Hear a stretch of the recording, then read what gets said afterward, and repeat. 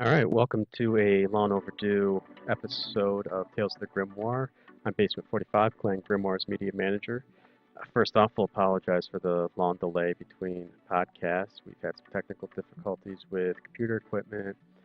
Work schedules got crazy, followed by holidays, so we're just now getting back into the swing of things. So one of the things we wanted to address right off the bat is we're going to change up the format a little bit, hopefully provide a little bit better quality podcast and more continuous content. So what we'll be doing is we'll be recording once a month, me and four other guys or three other guys, whatever the format happens to be. We're going to record like 4 or 5 topics, and we're going to split those topics up into individual mini podcasts that we'll then post to YouTube and on what'll be hopefully a weekly basis, so we can have a continual, weekly flow of content as time moves on. We'll also be providing a full MP3 of all the content to clan members. So if you're a clan member and you're interested in just getting the MP3, you can either contact me through our chat or find a link that should be posted in there for where all our MP3s are stored just for the clan. All right, now onto the show. All right, welcome to episode 8 of Tales of the Grimoire. I am Basement 45, Clan Grimoire's media manager. With me tonight, I have TekknoDragon. Oi. Tcoda. What's up, guys? And Phil N64. Hey, what's going on? All right, so as you heard with the little intro that I stitched onto the front of this, we're going to change up the podcast a little bit here, give it a shot. So let's kick things off with the first topic of the night. We're going to talk about the Division Beta, the PvE missions, side missions, and the Deadzone, what our general thoughts are. So, Techno, why don't you go ahead and give us your quick initial thoughts? So far, I mean, with the few things that we had to play, the harder modes, and from what I've seen of other stuff, I liked the fact that you could look like supposed to be able to replay all the missions at a harder level. Because some of them, earlier ones, obviously, if you can't, if there's no way to make them more difficult, there's no point in going back and playing them. And so that was kind of fun, being able to redo the hospital mission on a harder mode. Fairly similar in difficulty. I mean, a little bit harder enemies, not too much mechanics. I venture to figure that most of the other ones will have, more mechanics and whatnot to them. But overall, I liked the fact that you could do the story missions, or you could wander around and find the little activity missions, rescuing hostages or finding virus research, things like that. And then you had the other smaller things like the cell phone recordings and things of that nature were really kind of little things that it got you to want to search the area because you never knew what you could find. Yeah. With the chests, speckled out all around alleyways and things like that, there was always a reason to look for something. Yeah, one of the things that struck me was the collectibles, which I'm notoriously really don't care about, were actually kind of interesting to me a bit. Like you'd come across these things and there'd be actual backstory associated with it, that being in the game holograms. and the holograms especially, those are really neat. I really like where they're going. It's a collectible I might actually go down and unlike the Destiny Ghosts, which I still am well short of even getting that trophy in. One of the few things preventing a platinum. How about that? So, Well, that's one of the things that I was reading in one of the videos too. They were saying is opposed to putting in what do you call it, cutscenes. They wanted to do the holograms so that you could get the backstory information as to what's happened without pulling you out of that universe, kind of thing. And I thought that was actually a brilliant idea of a way to kind of get the story told, but without having to freaking kind of rip you out into a cutscene and potentially, get you killed or whatever else is going on while you're there. mm-hmm. Yeah, and optionally too, you don't have to do the echoes too. So if you want to, skip that cutscene or the story, you don't have to look at it. Yeah, right. Yeah, so I think they'll be using those in missions too, for investigation type purposes, with the different wings too, I think. Yeah, it's very true. So what'd you guys think of the actual gameplay mechanics? So it's a RPG cover shooter, which you don't see a whole lot of. Enemies are a little bit more spongy, in terms of what you might be used to in a shooter. So what do we think about that?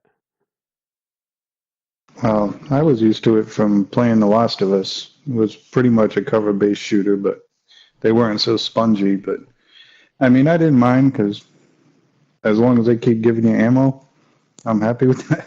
Yeah. You know, at least the NPCs kept dropping ammo, so that was pretty good. And you could find a lot of restock crates around Right. between each part of the mission. So The only thing I would like to see slightly different would be if the NPCs that, you know, if you go into a harder mission or it's a harder version of an NPC, is if they'd put like some sort of body armor denotion, like they're now wearing a flak vest, and that's why because you see some of them, they look exactly the same as another one, but they're the yellow bar, they're the purple bar, they have the shield that you have to take down first, but there's no visual change as to why is this guy taking more shots? You know, is he now wearing a vest that's freaking taking those bullets? Well, you it's know, under his what jacket. is it? You know?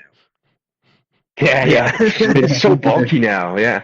But that's one thing I noticed just because of the setting, and you know, it's an RPG, like you said, clearly from the amount of crafting and health the enemies have, and all the perks and everything.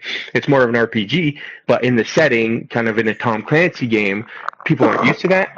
They're used to Rainbow Six, a couple shots to the head, and the guy's going to drop, and now we're seeing more kind of like a tougher enemies, but for no discernible reason. Where in another setting, in a fantasy setting or in a sci-fi setting, you could just say, well, they're aliens type of deal, right? Yeah. And in this case, why is the guy in the hoodie taking like 10 bullets to the head and not dying? So I think once you get past that, I didn't mind that much, but I know for some people that's going to be an issue, especially for fans of previous Tom Clancy games, of kind of like their realism and stuff.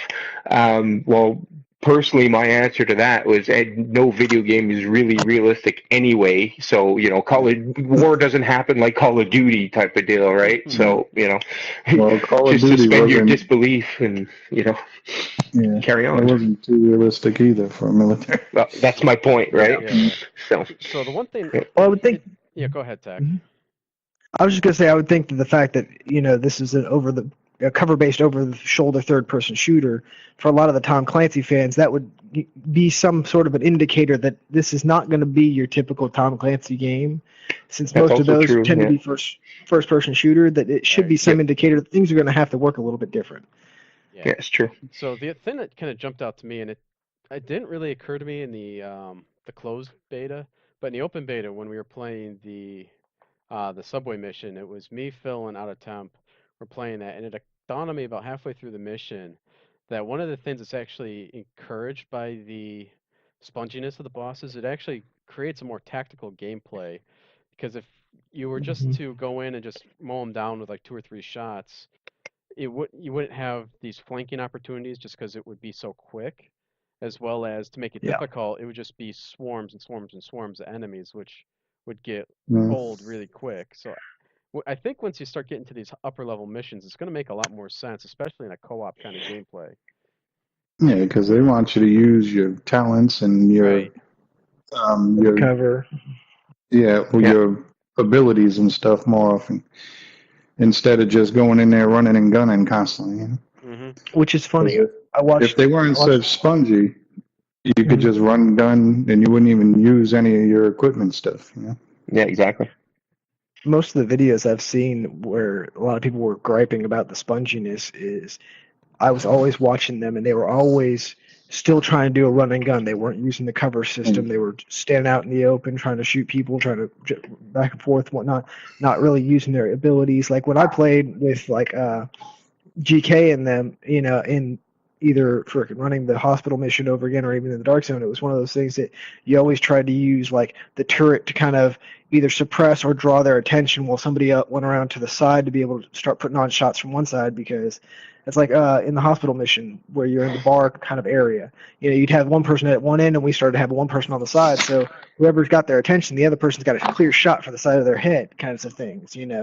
Where you like you're saying, if they drop too quickly, then it's kind of no point. There's no need for strategy. The sponginess makes it, depending on how spongy they are, it's like with the cleaners. If you can get to the back side of them, you can frickin' hit them in their tank, and you can deal a significant amount of damage with a single shot if you can light that tank up. That was fine. Oh my God. I know, right? But it encourages try to find weaknesses, whether for different factions, if there are weaknesses, and strategies that you can use to take them out by using cover, by using talents, by using coordination. Yeah, That because kind we've of only stuff. seen 2 of the factions so far. We've seen the Riders that's and true. the Cleaners. That's it. So, 2 out of 5, I believe, there's going to be in the final game. is it 5? Oh, I think so. I thought I there know were there's just there's 4. 5 counting the division right now okay. that Yeah. they've Is there? announced. Counting the I division, think there's there's 5. 4 enemy types. Yeah. Yep, 4 enemies, Okay. and then the division is the 5th. At least in their Right on. videos that they put You know, out. but it wouldn't surprise me for them to have held one back too. So, Yeah, Yeah. true. Well, they held back the Last Man Battalion for forever. because it got leaked out because they didn't turn off the radio in the safe room. Yep, see, somebody screws up, and Yeah. so they gotta own it. Right. So, did you guys enjoy the missions, or do we think they're a little too paint by numbers, or is that just because they're early missions, or what do you guys think? Yeah, I think they're going to change as they go along because these 2 are going in a rescue mission. And after I think you rescue the 3 people for the wings, it's going to change to, I know one mission I watched a video for was for going out and protecting a group of people so they could get samples from them and stuff. So Yep, that's when I watched that one too. yeah. Okay. So I That's think all. they'll change up quite a bit as it goes along. Yeah. But even with these missions, just like you were saying, Base, earlier, the freedom you have within the mission to play it kind of like you want makes for a lot of different play styles, and you can replay a mission, with a kind of different classes or different combination in your team to make for some nice mix up. Do you know what I'm saying? Yeah. Like there's not one way to approach a single mission, and if they throw in the different types of mission past that even like they opens up the possibilities. Multiple ways to do multiple missions. So I think it's interesting that way. Right. It actually reminds me a lot of going back a ways to the first Crisis, in that where it was this kind of open world, in terms of the way you approach the mission structure, and you could tack it any way you kind of wanted. You're kind of funneled a little bit, but you kind of had the whole environment to choose from in terms of how you wanted to approach it, and it kind of reminded me a little bit of that going back to it. The one thing I was looking at that I wasn't sure about was like it's almost like I guess the mission seemed almost baby stepped, like the hospital mission at the Right. very last. I scoured that place after killing the boss trying to find out because I really like being a sniper in this game, and in that at the end of that mission, there's only really one good sniper spot. And I was kind of disappointed that they didn't give you at least 2 or 3 options so that you could attack from different sides of the map. You could, if you're playing the ground game, you could come from any side of the map to be able to do it. But if you're trying to be a sniper, you only really have one good option, and that was on the right-hand side. So it's like, but if you see other missions and other videos, it seems like it's a progressive thing where they start getting longer, they start giving you more options. So it's almost like like we saw in Destiny, where they would start to teach you about different mechanics and ways you can do things from the beginning, and then they just kind of expand on that the further you go into it. Yeah, because I know the subway morgue had a lot of different angles you could get into the second mission they gave us. Yeah, I like that mission quite a bit. Yeah. So moving on, Deadzone. I personally spent maybe 2 total hours between both betas and the Deadzone, partly because I didn't want to spend a lot of time leveling up something that was gonna just disappear anyway. Just get in there to get a taste of Oh, it. it was fun. Come on. Yeah, well, I had a blast in it. so Tcoda, what did you like about it? I loved the team aspect of running around, and I mean, if you wanted to go out and kill people, you have that option. If you wanted to go out and, because what they showed us in the beta was nothing what it's going to be like when it opens live, because they cut back on all the NPCs and everything. Did they? So I think, yes, they did. And that's awesome. In PvE and PvP, they did. In the dark zone and the regular zone. Oh, good. Yeah, and so I don't think it's going to be anything like the beta was, because I think there's going to be too much other stuff going on for people to be sitting there and just camping the extraction zone and all that. That's better So, than camping the spawn points. Those are the worst. Yeah. I was gonna say, think about size too. They had what is it, 24 people per server for Dark Zone? That's believe what they I said. heard. I don't know how true That's what that I've heard is. too. I've heard But the if you same.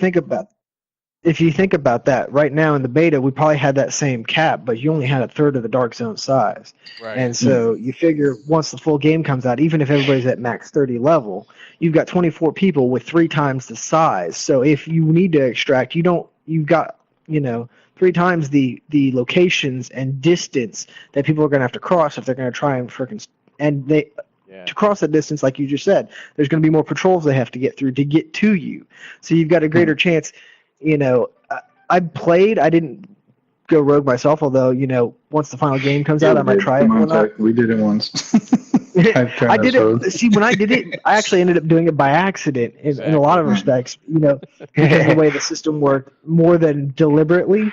But it's the funny thing about that is with the rogue system and stuff I've seen on it is like the only thing to me that I can't really quite figure out is it doesn't seem like there's really enough of an incentive to go rogue, because it's like a slot pull when you attack somebody. One, whether you're going to be able to kill them or not, because after that video of the 3-on-1 that freaking got posted, that dude just dusting them, you never know what you're going up against, for one. And two, even if they have a contamination bag on them, you don't know what's in it. It could be just greens, Yeah, and so then more than likely, because I know we get down to the point where we were just picking up nothing but blue. We wouldn't even touch the greens. Right. Yeah. Well, but the one reason I think that might change in some respects is if you're farming for parts, because some of the videos I read said something about the fact that you could dismantle and then upgrade dismantled, like 4 of one could make 1 of another kind of thing, kind of system that they're planning. Yeah. So that's one thing they've not really talked about was the crafting system. Yeah. I've read some stuff from people who went to that. So but no, going back to the Dark Zone though,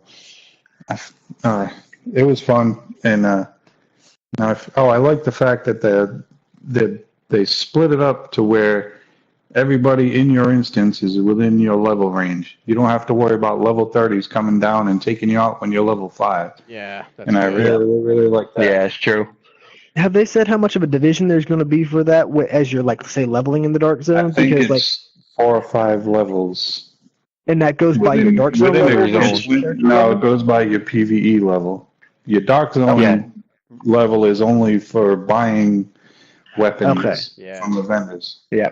Okay. Yeah. So, staying with the Dark Zone, what I liked, and I hope, as Tech was saying, with the servers are going to be more sparse, which I hope, what I really liked was that there was this tension. You see someone, you don't know what his intentions are, and it made some people paranoid. It was like, oh my God, he's trying to go in our. It's like, whoa, I don't think he is, but but that tension was there. It was, I really like that. Even though, most people were, I didn't see that many people that wanted to go rogue and steal stuff on purpose. But there's always that tension, right? There was more people that just wanted to extract and get out.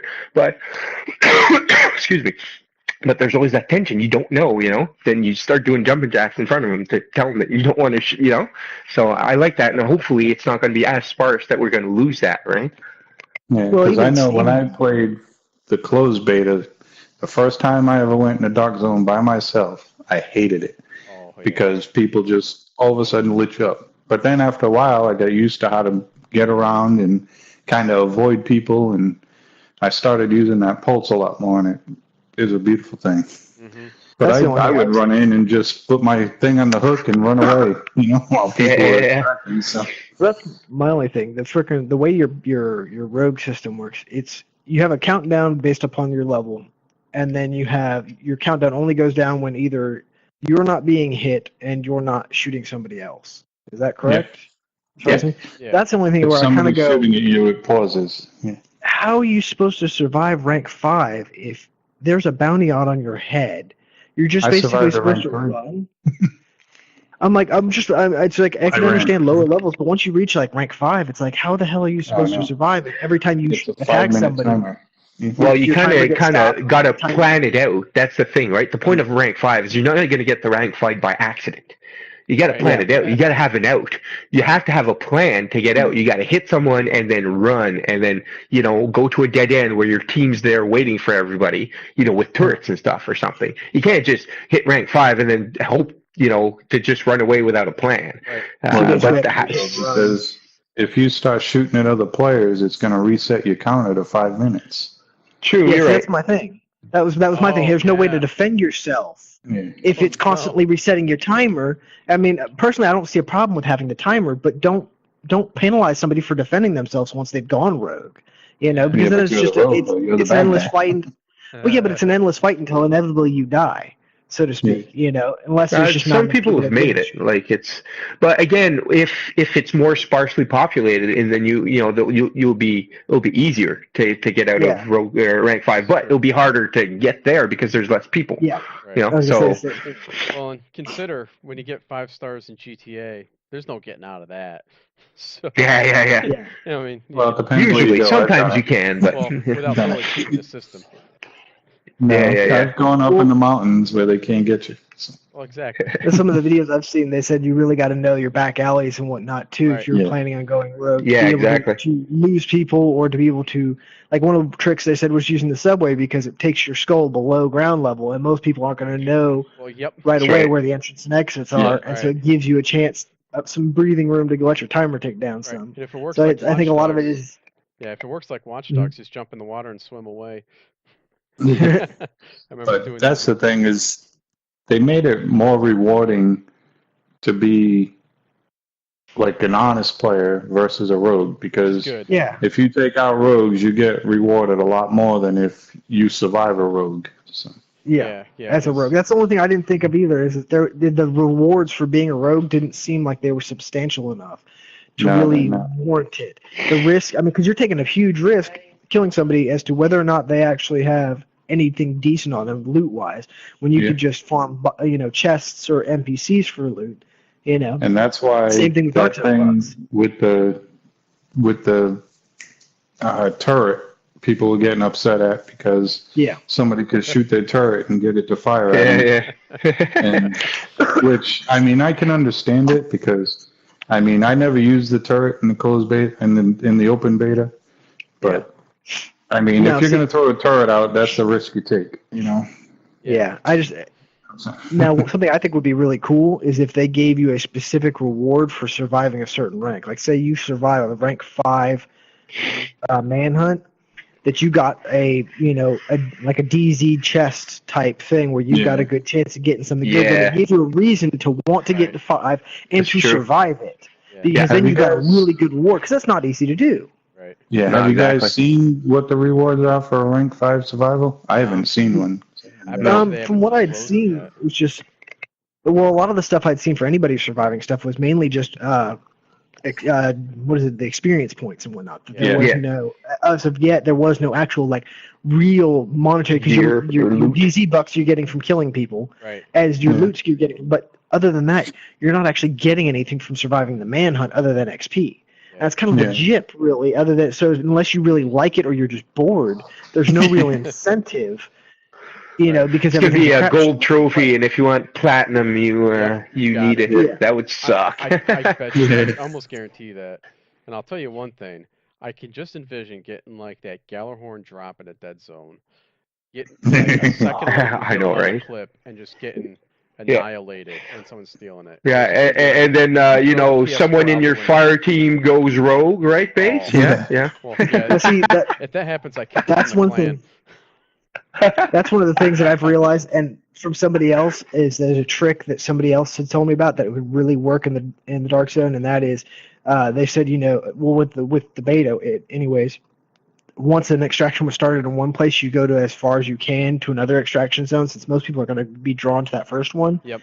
Well, a trick you could do then is call in a chopper at one place and immediately leave and head to another freaking extraction zone. That's and then pop there, so it acts as a decoy. 2 different spaces, though. No, but start one here, so everybody starts moving in that. Done. Yeah. Yeah, they're start to go to this one. Everybody's already in this one, and you've been spending that entire time running to a furthest opposite point there. Yeah. Anybody who's Yeah. trying to frickin', find the person who's going to be running in the opposite direction Yeah. gives you a better, if you've gotten that, god drop, of a frickin' yellow weapon or something. in That's DZ, gonna be best intense. possible chance. That's gonna be so. Oh, Oh, yeah. and then I go on chat or on band saying, guys, is there anybody who can join me, please? Yeah. I need help. I know. I just watched a video where the guy was saying that in the full release, it's not going to be as easy to get those high-end weapons as it was in the beta. You can't just go I have no anywhere doubt. and buy it. Oh, yeah. Oh, yeah, no doubt. Well, I've they've got to make it a little bit more. Well, and then you got to figure too, the high-end weapons, it's a matter of level too. Those were level 8 weapons, so they're great for using it at low level. Because I was seeing some of the other gameplay footage from other betas and some of the YouTubers that got taken into places, and they were saying, you can get if you get like say a high-end weapon at a lower level, you use it until you're too high a level to use it. But you can break it down for parts to be able to frickin' make something else later on. It will eventually be, made obsolete by a blue or green that's a higher level. Yeah. Right. That's what And I like. wonder if there's actually going to be those yellow high-end drops, or is it more going to be like a farming thing, like you have to farm the material, or it's not as uncommon, but it's still rare, but you have to do it over and over again. So if you do get a drop, it's not the end of the world if you lose it, but it just sets you back type of deal, right? From the But mechanics I've from seen, everything I've skippable. seen, it says that the best loot is in the dark zone. Yep. All right. You can do both, so to speak, because you also have Yeah. plans that you can make stuff with. So it's a matter of Yes. It seems like they're trying to give you multiple options to get there, but the easiest option is to find it in the dark zone. Yeah, Kinda. but that's what they keep saying. The best loot will be found in the dark zone. So Hmm. Mhm. It's going to be interesting to see how that works. Yeah.